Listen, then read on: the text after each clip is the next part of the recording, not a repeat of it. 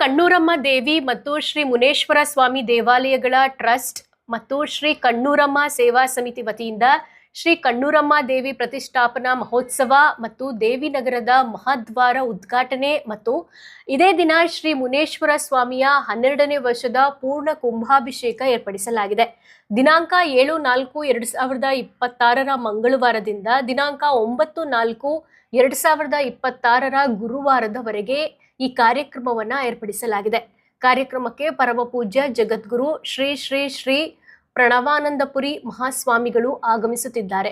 ಅಧ್ಯಕ್ಷರು ಸಿ ರಾಮಕೃಷ್ಣಪ್ಪ, ಉಪಾಧ್ಯಕ್ಷರು ಎಂ ಮುನಿರಾಜು, ಕಾರ್ಯದರ್ಶಿ ಎಂ ನಾರಾಯಣಸ್ವಾಮಿ, ಉಪಕಾರ್ಯದರ್ಶಿ ಎಂ ಮುನಿಯಪ್ಪ, ಖಚಾಂಚಿ ಎಸ್ ಮಂಜುನಾಥ್, ಉಪಖಚಾಂಚಿ ಶ್ರೀ ಶ್ರೀಕಾಂತ್, ಸದಸ್ಯರು ಪಿ ನಾಗರಾಜ ಹಾಗೂ ಎಲ್ಲ ಸದಸ್ಯರುಗಳು ಮತ್ತು ಗೌರವಾನ್ವಿತರು M Narayanaswamy, Seenappa, BEL, K Munishamappa, M Munishamappa, Chikka Venkatappa, ವಿಶೇಷ ದಾನಿಗಳು ಶ್ರೀ ಪ್ರಫುಲ್ಲ ಲಕ್ಷ್ಮೀಕಾಂತ ದೇವಿನಗರ, ಶ್ರೀ ಹನುಮಾರೆಡ್ಡಿ ರಾಜಣ್ಣ LKR ನಗರ, ಶ್ರೀ ರಾಜೇಂದ್ರ ಪ್ರಸಾದ್ ತಿಂಡ್ಲು, ಎಂ ಹನುಮಂತೇಗೌಡರು ನಾಗಶೆಟ್ಟಿಹಳ್ಳಿ ಮತ್ತು C Shamanna, C Shivanna, C Venkataswamy ಹಾಗೂ ದಿನನಿತ್ಯವೂ ಈ ಎಲ್ಲ ಕಾರ್ಯಕ್ರಮದ ದಿನದಲ್ಲಿ ಬರುವ ಭಕ್ತಾದಿಗಳಿಗೆ ಅನ್ನ ಸಂತರ್ಪಣೆ ಏರ್ಪಡಿಸಲಾಗಿದೆ.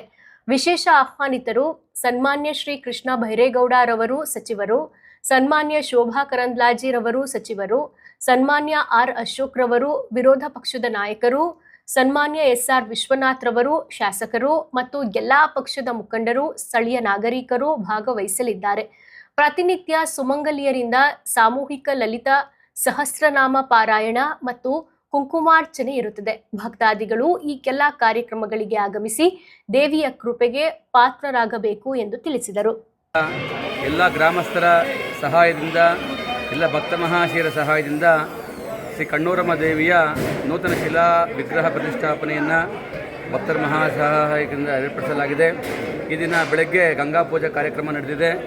ಈ ದಿನ ಸಂಜೆ ದೇವರಿಗೆ ಪಂಚಾಮೃತಾಭಿಷೇಕ ಹಾಗೂ ಮುರ್ಸಂಗ್ರಹಣೆ ಹಾಗೂ ಕಳಾಹೋಮ, ಜಲಾದಿವಾಸ, ಧಾನ್ಯಾದಿವಾಸ, ಕ್ಷೀರಾದಿವಾಸ, ಪುಷ್ಪಾದಿವಾಸ, ರತ್ನಾದಿವಾಸ, ಶಯ್ಯಾದಿವಾಸ, ಅದಿವಾಸಗಳು ಪ್ರತಿಷ್ಠಾಪನಾ ಅಂಗವಾಗಿ ವಿಶೇಷವಾಗಿ ಚಂಡಿ ಹೋಮ ಮತ್ತು ರುದ್ರಹೋಮವನ್ನು ಏರ್ಪಡಿಸಲಾಗಿದೆ.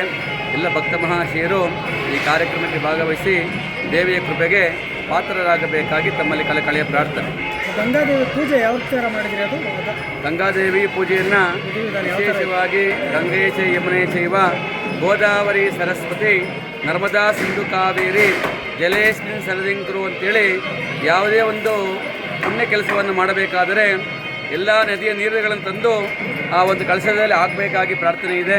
ಅದೇ ರೀತಿ ನಾವು ಹೋಗ್ಲಿಕ್ಕಾಗಲಿಲ್ಲ ಅಂದರೆ ಮಂತ್ರಪೂರ್ವಕವಾಗಿ ಆ ಜಲವನ್ನು ತಂದು ಆ ಕಳಶದಲ್ಲಿ ಹಾಕಬೇಕಾಗಿ ಮೂಲ ವಿಚಾರವಿದೆ.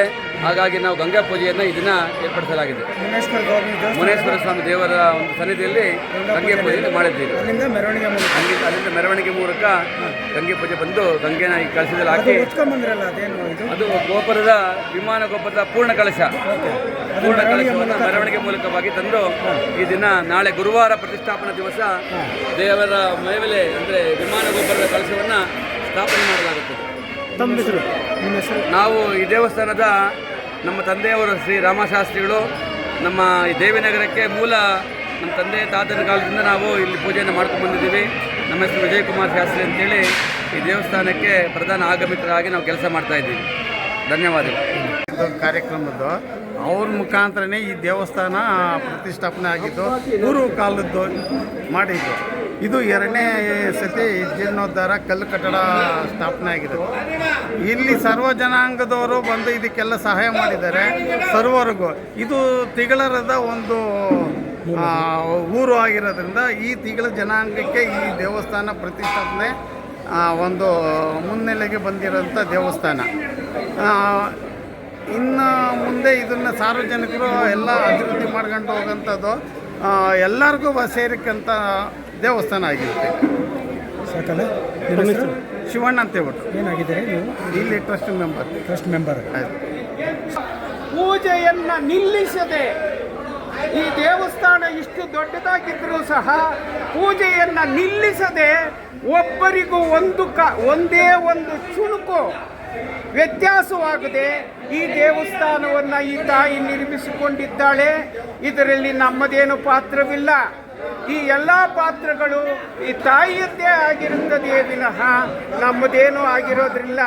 ಆದ್ದರಿಂದ ಈ ತಾಯಿನೇ ನಮಗೆ ಬೆನ್ನಿಗೆ ನಿಂತು ನಮ್ಮ ಎಲ್ಲ ಕಾರ್ಯಗಳಿಗೆ ಸಹಕರಿಸಿ ಈ ತಾಯಿ ಏನು ನಾವು ಕೇಳ್ತೀವೋ ಅದನ್ನು ನಮಗೆ ಒದಗಿಸಿಕೊಟ್ಟಂಥ ಈ ಮಹಾತಾಯಿಗೆ ನಾವು ಎಷ್ಟು ಶರಣು ಶರಣು ಶರಣು ಎಂದು ಹೇಳಿದರೂ ಕೂಡ ಸಾಕಾಗುವುದಿಲ್ಲ. ಆದ್ದರಿಂದ ಈ ತಾಯಿಯ ದೇವಸ್ಥಾನ ಇವತ್ತಿನ ದಿವಸ ನಿರ್ಮಾಣವಾಗ್ತಾ ಇದೆ. ಇವತ್ತು ಮೊದಲು ಕಳಶ ಸ್ಥಾಪನೆ ಇದೆ. ಈ ಕಳಶ ಸ್ಥಾಪನೆ ಆದಮೇಲೆ ಸಾಯಂಕಾಲ 4:15ರಿಂದ ಪೂಜೆ ಪ್ರಾರಂಭವಾಗ್ತಾ ಇದೆ.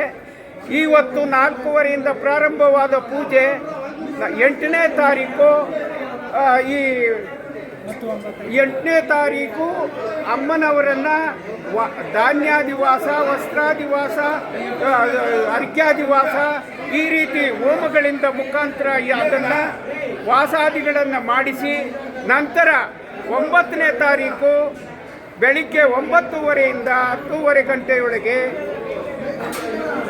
ಈ ತಾಯಿಯನ್ನು ನಿರ್ಮಾಣ ಮಾಡಲಾಗುತ್ತದೆ. ಆದ್ದರಿಂದ ಆ ಸಮಯಕ್ಕೆ ಎಲ್ಲ ಭಕ್ತಾದಿಗಳು ಬಂದು ಈ ಕಾರ್ಯಕ್ರಮವನ್ನು ಯಶಸ್ವಿಗೊಳಿಸ್ತೀರಿ ಅಂತ ತಮ್ಮಲ್ಲಿ ಕಳಕಳಿಯ ಪ್ರಾರ್ಥನೆ.